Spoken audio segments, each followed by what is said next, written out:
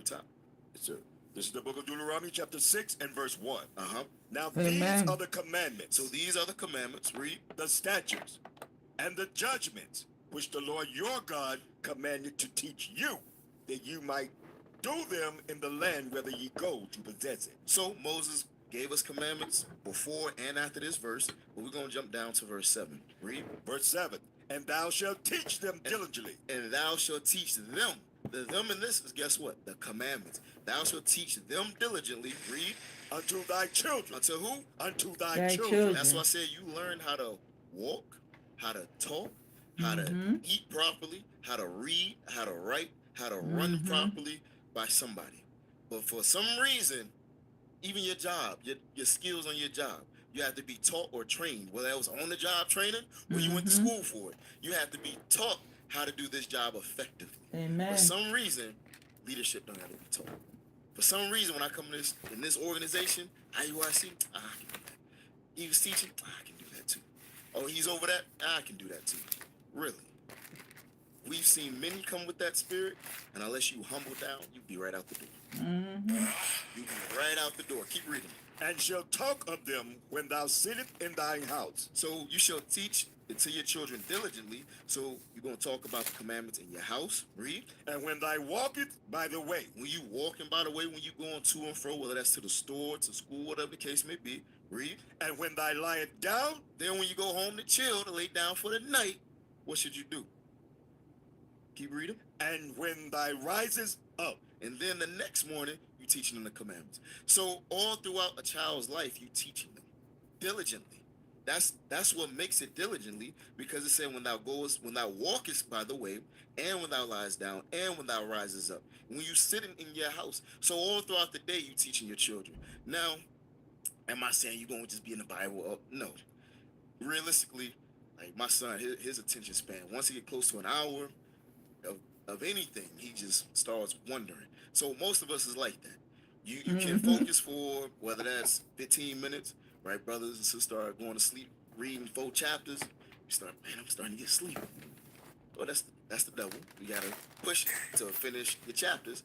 But after a certain period of time of focus, most of us begin to stray, whether it's the phone, get your attention, or the TV, or your wife, or your husband, the children running around. Something distracts you, right?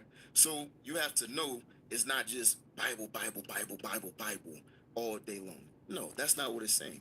It's, you may have watch and read, right, for the children. For yourself, guess what? I know as adults you might think, man, I don't need to watch and read. No, you do. You need to be, your brain, as Bishop Yalsop always says, need washing. It needs to be washed. Your brain needs to be washed. All of us. You've been watching Caesar Borgia your whole life. All right? So guess what? Go ahead and watch that. Watch the short films that we have. So it's not just for the children, it's for all of us. So, but that's one way. And then you may be listening to some righteous music on your way to work, right? You may be listening to a podcast. You may be listening to one of the radio shows, right? And then you might sit down when you get home, 30 minutes or an hour. Then you might study the class. Or you might, if you was on security, or if you was in the kitchen, you might catch the Sabbath class that you missed because you was working, doing the Lord's work. Right? So it's different ways when it says, when thou walkest in the way, when thou sittest down in the house, when thou liest down, and when thou risest up. Now it's dealing with the children, but guess what? You should apply that to yourself as well. Because remember, the title of this class is As the Leader, So Is His Followers. So it's first going to start with us. All right? It's going to start with you. Now, get me that first video. Give me the first video, IT. And then give me 1 Corinthians 11:1. Yep, that video right there.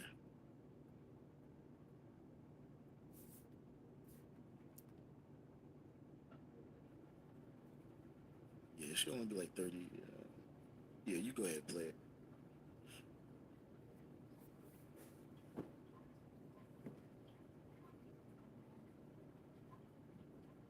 Yeah, not yet. I'll go ahead and read that for me while IT. Y'all ready? Okay. Try as much as you want, but you can't be educated into leadership. Leadership is not about qualifications. It's not about education. Leadership is not even about tenure. Pause. You could work. Leadership is not about tenure. Leadership Exactly. is not about tenure. play the next couple seconds? Or Been 20 rewind years it doing the like same- 3 seconds? If you're able to, yeah. Leadership is not about qualifications. It's not about education. Leadership is not even about tenure. You can work 20 years, do the same job, still not know how to lead. Pause. Leadership. I know you 30 years old. I know you 35, 45, 50, 60. You coming to truth, whatever age, and you think you grown. I know Israel. So I don't need you to tell me when to read the Bible, how to read. Bishop tell you study, pray, and apply. Get your 4 chapters. I don't need somebody to tell me that. You do. If you didn't, it wouldn't be said. You have to be taught how repentance. You got to be taught who you are. You didn't know who you was until somebody taught you. Unless you one of them fake people online like the Lord came into. No, he didn't. You watch somebody class, you seen us on the streets teaching, right? And now instead of coming under the umbrella of who taught you, who brought you into the marvelous light that the Lord used, now I'm gonna do my own thing. I don't want anybody to tell me what to do. I wanna tell people what to do. So the Lord taught me this truth, and I'm gonna teach y'all. That's the mindset of Negroes. So I know you 30, 40, 50 years old, 60, 70. Do you think I can come here? I've been doing on my job. I've been a regional manager. I've been, the whatever title you want to give somebody. You know, For the immediate future. I appreciate you, IT. But whatever title Esau done gave you, you believe that qualifies you just to come in here and just lead and teach and do whatever you want to. No, Israel doesn't work sir. that way. Tenure, no matter how old you are, No, doesn't qualify sir. you for leadership. All praises. The first 5 books of the Bible. Growing into and being groomed into the place. So you grow into the place. But how you grow into the place is you have to go through stresses. If you think about the concept of stress, it's like taking a piece of elastic and pulling it. Pause. When you pull the piece Read of... Exodus 18 and 25 for me, sir. Come on! I wasn't going to do it, but go ahead and read that for me. So I like what he's saying, the stresses. Mm-hmm. And we're going to read a couple of those levels of stresses. Read that for me. This is the book of Exodus, chapter 18 and verse 25. Uh-huh. And Moses chose able men So Moses chose able men. Read. out of all Israel. And you may say, what makes you able? Able to lead. Well, we're going to touch on those qualifications in a little bit. Read on.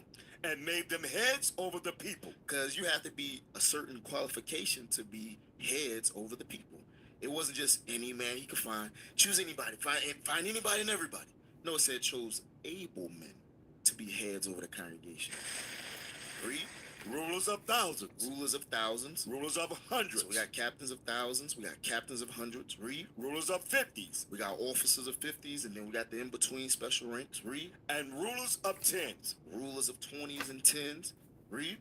And they judged the people at all seasons. And they judged the people at all seasons. Read on. The hard causes they brought unto Moses. And anything that was above their strength, they brought to who? Moses. They brought to Moses, their leadership.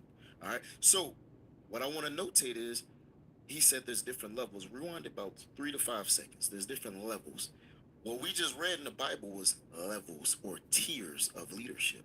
You're not just going to come in here and you the bishop. That ain't how that works. Exactly. That ain't going to work. That's not how that works, Israel. You have to go through certain stresses of each level. Play that. I like the way he articulated. If you think about the concept of stress, it's like taking a piece of elastic and pulling it. When you pull the piece of elastic, what you do is you stretch it beyond its natural sense of comfort. You Pause. stress it. So you stress it. You stretch it beyond its natural capacity, its natural limit. You come in as a brother, for all intents and purposes. You really don't come in as a brother per se. You just a new person. Then eventually you become our brother, right? But you come in and you say, I saw y'all on the streets, and man, I gotta learn more. I gotta be a part of this. I gotta join this. This is amazing, right?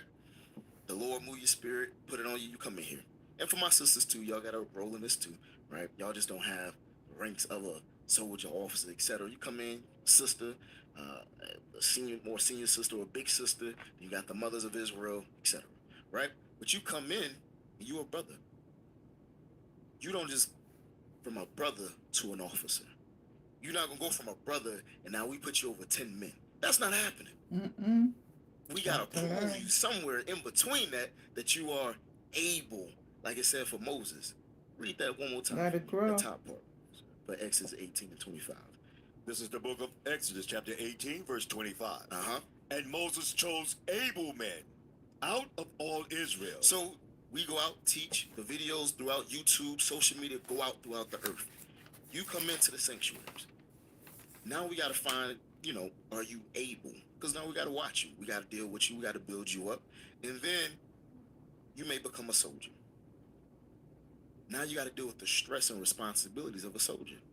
And depending on how well you deal with that, the time you are a soldier, you'll be groomed for your next rank of an officer. And that's you're not jumping from a soldier to an officer 50. That ain't happening. Officer 10. Let's see how you do with 10 men. Bishop touch on it all the time. It's a very heavy responsibility to be an officer of 10 men. You're responsible for 10 men and their wives and their children, their families and their souls. For 10 souls outside of yourself. That's that's not a light thing. It's not. And so then we got to watch how you deal with that. And grooming you in the process of the mistakes you make. Because if you're going to make mistakes, we all do. And then from there, okay, is he qualified for the next rank? Stress him beyond his natural capacity.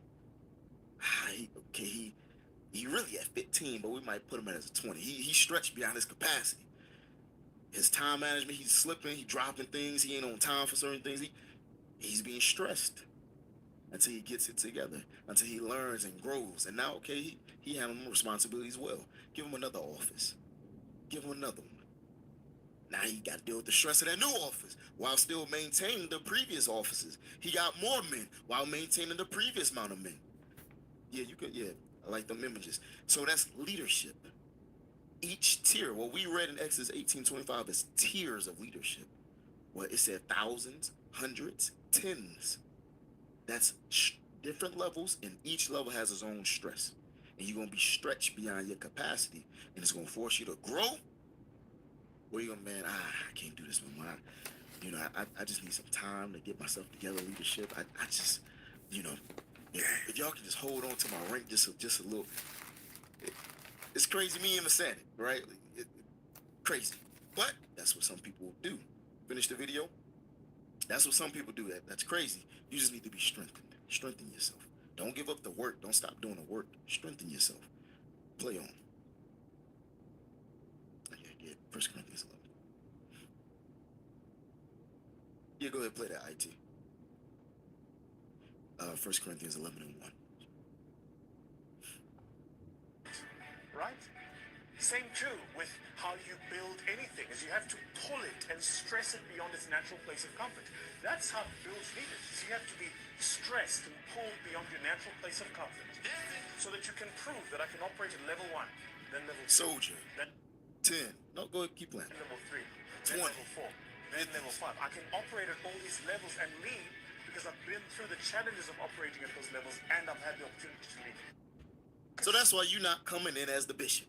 I know the Negro mind, they're the head nigga in charge. No, I know that's in Esau taught you that. Because you don't go on Esau's job or workplace with that same mentality. You're going to go in and you're going to see what they tell you to see. You're going to learn what they tell you to learn. And you're going to do what they tell you to do. You're going to, that's different class. But go ahead and read that for me. This is the book of 1 Corinthians, chapter 11, Because and you verse want 1. to get that Give an money. example of somebody that followed. Because guess what? You don't come in and be a leader. You have to first find a leader and follow them. And then that leader will groom you into his position, into a leader. Press play. I said press play. Read that for me. Be ye followers of me, even as I also am of Christ. Hold on. What did Paul say? The mighty Paul. Read that again. Be ye followers of me. Paul said, follow me. Because he's a leader. Paul set up men. And we're going to touch on that later. But guess what? He had to be set up. Read that. Be ye followers of me, even as I also am of Christ. Even as I also am of Christ. Now jump over to chapter 1, verse 1. He said, follow me, because he's a leader in his own right. So follow him as he follows who? The Messiah, the King. Who did what? Told him to follow. Read that. This is the book of 1 Corinthians, chapter 1, verse 1. That's some bad imagery, man. That's some bad imagery. Read. Paul called to be an apostle of Jesus Christ, through the will of God and Sosthenes, our brother, unto the church of God which is at Corinth, to them that are sanctified in Christ Jesus, called to be saints. So, I just wanted verse 1. Yes, sir. Christ called Paul. Read Romans chapter 1, verse 1. He reiterates it throughout his letters that he sent throughout the churches. But I got to state it. He said, follow me, even as I am a follower of Christ. Read that. Romans 1 and 1. Uh-huh. Paul, a servant of Jesus Christ, Read. called to be an apostle, Called to be an apostle. I'm not looking at it. Read anything else. separate unto the gospel of God. So, Christ called Paul, and Paul followed him. So, Paul told us in 1 Corinthians 11 and 1 to follow him even as he followed Christ. All right? Go ahead and get me Matthew chapter 4, verse 18. So, that was Paul. Guess what? It was the same thing for the other disciples, right? Paul just was called a little bit later on down the line. All right? But guess what? He was called nevertheless. Go ahead and get me Matthew chapter 4, verse 18. This is the book of Matthew, chapter 4, verse 18. Let's go. And Jesus, walking by the Sea of Galilee, saw two brethren, Simon called Peter, and Andrew his brother, All right, 12 disciples. Read. casting a net into the sea, for they were You saw fishing. him working. You might have been going to the store. You might have just been on YouTube. You might have been on the web doing some things you weren't supposed to be doing. And then a video pop up. Pop. You see some purple and gold. Read. For they were fishers. And he said unto them, What'd he say? follow me, What'd he say? follow me, Follow me. Read. and I will make you fishers of men. I'll make you leaders of men. Follow me. Yeah, y'all fishing sheep. But you gonna fish men. I'm gonna make you leaders. Read. And they straightway left their nets and followed him. No, why they ain't say, well, follow you? How about you follow me? Why they ain't say that? Because the Spirit moved them. They've been following Christ for a very long time. And if you understand that, you understand that. But the Spirit said, Christ said, follow me. They said, yes, sir. And they followed him. He made them fishers of men, leaders of men. Read. And it wasn't just them. Read on. And going on from thence, he saw Others. another Yep. two brothers, Yes, sir. James the son of Zebedee, and John the brother, in a ship with Zebedee, The sons of thunder. Read. their fathers mending their nets, and he called them. I just want you to notate.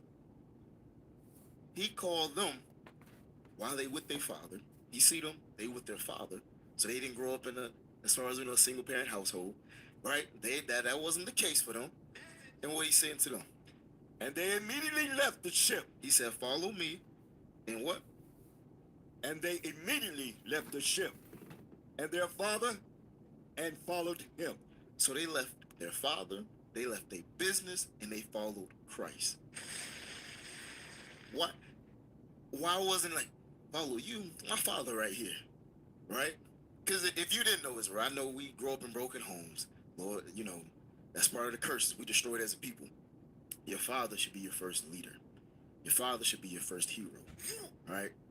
That's who should be that I ain't gonna say an idol. That should be that standard, that mark you reach to what a man is, because you learn from your father what a man is. The strength of your father, the teachings of your father, the fixing, the fishing. For this instance, their father. Then Christ came along, follow me.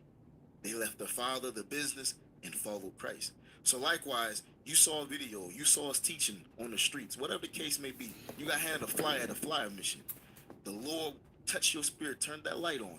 Follow me, so you come through the sanctuary. Guess what? In following, you have to come in here and follow the men the Lord already set up before you. It ain't gonna happen. You just gonna come in. Now I'm the bishop. Now I'm the deacon. Now I'm the leader of this sanctuary. No, it don't work that way. All right, so you must choose your leader. Christ told them follow, and they followed him. Give me Sirach 44 and verse 1. Then I'm gonna drop that. I'm gonna drop the first part. Go ahead. This is the book of Sirach, chapter 44, verse 1. Let us now praise famous men and our fathers that begot us. So that's why I stated earlier, your father gonna be your first hero. Your father gonna be your first standard, your first mark on what a man is, on what greatness, on what strength, on what stability, on what it is just to be, to exist. Because you can't be your mama. I know most of us raised by a mama. You can't be your mama. So when you look at your father, one, you should, you know, have some similarities to him. You know, you might, even if you end up looking like your mama, you still should have some similarities to your father. So when you see him, you should see yourself, right? Yeah, we're gonna pull it up in a moment. Yes, sir. Yep. And I appreciate you, IT. So when you see him, you should see yourself. Similar to Lion King. I don't know if y'all remember the scene, if you've seen the movie. And I ain't talking about this new age. Yeah, I'm talking about the old one, the animation, right? This new age, everything just CGI and it's good, you know, it's cool. Ain't nothing like the original. So, what is it? Simba. What's the monkey name? Is it Rafiki? Rafiki, I think. I ain't seen the movie in a long time, but I think Rafiki. Yeah, that's Timon and Pumbaa. So Rafiki the baboon, right? Simba ran off because a tragic accident. His father died, so he ran off. And Rafiki the baboon said, "No, your father alive. Your father's alive." And Simba like, "Oh, he alive? Where he at? Where can I find him?" Because he left home because he thought he killed his father or was responsible. He said, "He right over there." And he sent them to a pond.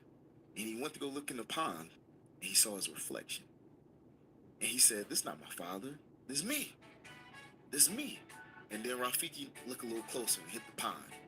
And as the waters rippled on about, he saw the reflection of his father in himself. Guess what? When your father raised you up, he gonna raise you in his image. And we ain't gonna, it's so many scriptures, we ain't gonna even touch on that, right? But it's as if he never left the earth, right? But we're getting to rock. We ain't gonna jump over there, you know. But your father gonna be your first hero, or should be. If he's not, you know, the curses, we understand that. So when you come in here, that's where you're gonna find fathers. That's where you're gonna find your heroes. That's where you're gonna find leaders that you can follow. Remember, the title of the class is "As the Leader, So As His Followers." But before you become a leader, you must first become a good follower. And then you have the potential to become a good leader. Read on. So first we gotta find out who, what kind of men. Read verse 1. Let us now praise famous men and our fathers that begot us. So our fathers, our leaders, read. The Lord hath wrought great glory by them through his great power from the beginning. Such as did bear rule in their kingdoms. They bear rule in their kingdoms. Read. Men renowned for their power. Renowned for their strength. Renowned for their power. Renowned for their wisdom. Read. Giving counsel by their understanding. And declaring prophecy. Your fathers are prophets. Now I know he's a fisherman. Or he's a carpenter. He's a welder. He works at the shipyard. Or he's IT. No. Prophecies. Counsel. He's a prophet. That's what your father is. That's the famous men. Read. Leaders of the people. Leaders of the people. Read. By their counsel. By their counsels. That's what make them able. Read. And by their knowledge of learning meet for the people. Yeah, I like that. Go ahead, throw it up there. Read. Wise, eloquent are their instructions. Wise and eloquent are their instructions. So that's what make these men worth following. So you got to come in here and you find men that fit these credentials. Find men that are famous. They must be. You saw them online. You saw the bishop worldwide. And these are famous men. I got to come and I got to see them. I got to find them.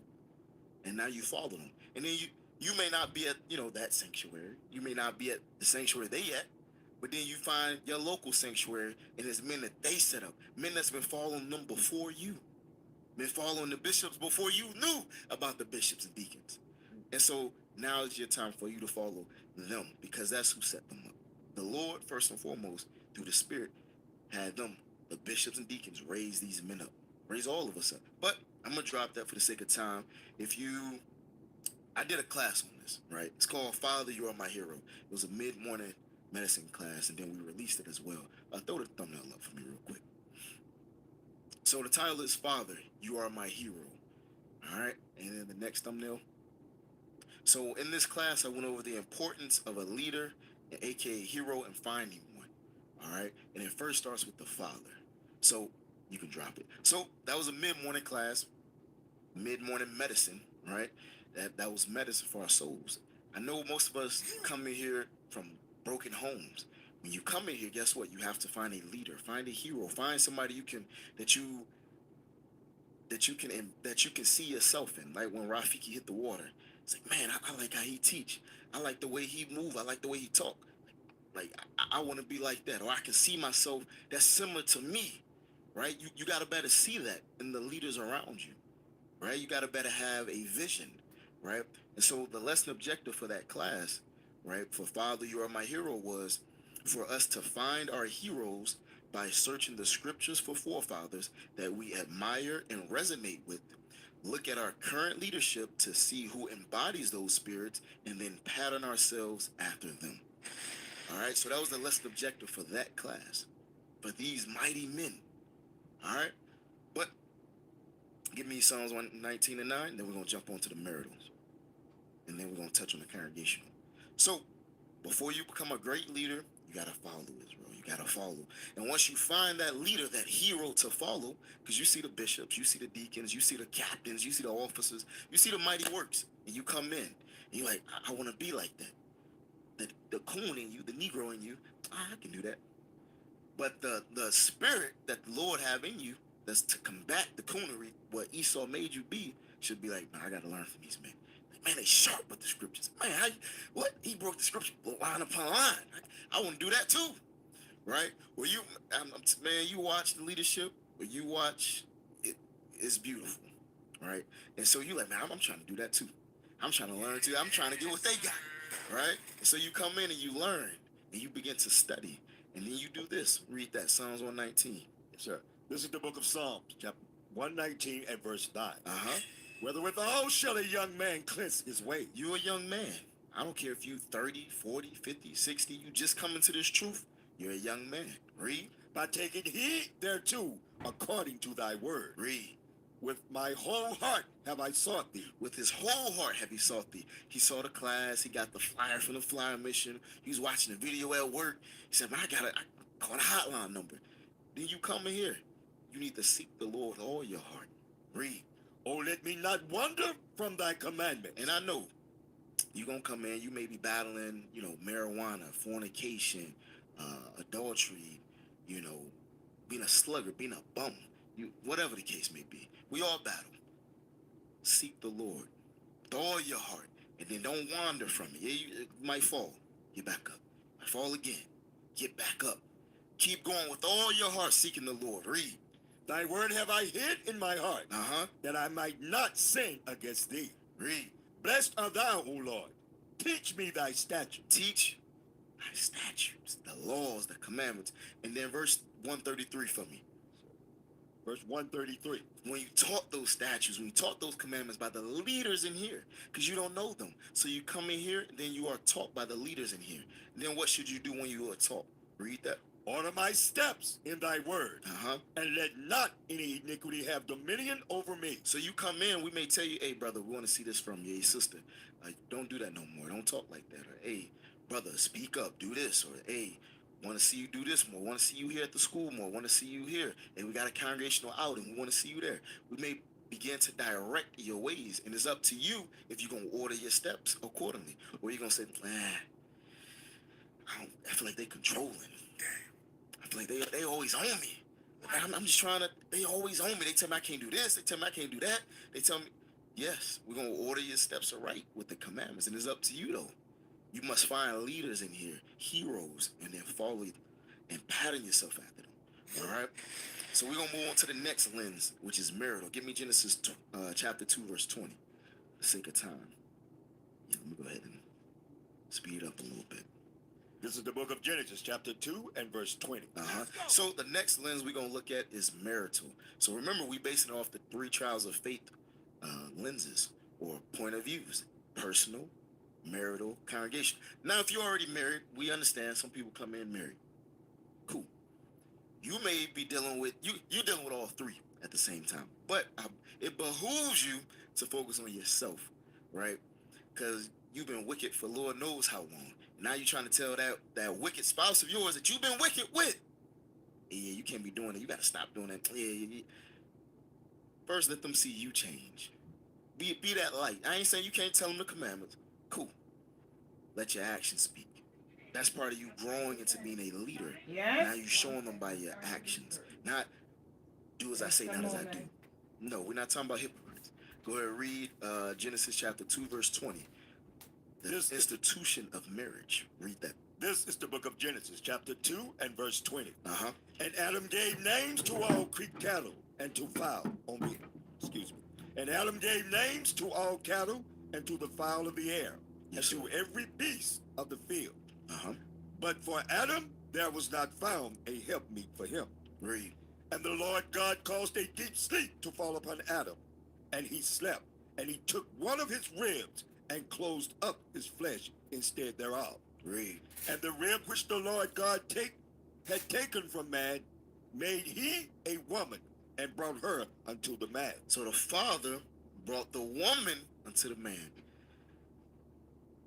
The father brought the woman unto the man. I know we all got our so-called type, or you like what it, yeah. Let your leadership bring your wife to you. Right? Especially if you don't, if you're not coming in married, you coming in, you know, single, or you just got divorced, whatever the case may be. You're not coming in married, and your spouse is not here. Your next spouse, or if you didn't have a spouse, your spouse to be, let your leadership bring them to you. Let your leadership show you, hey, when they deem you're ready, hey, X, Y, and Z, what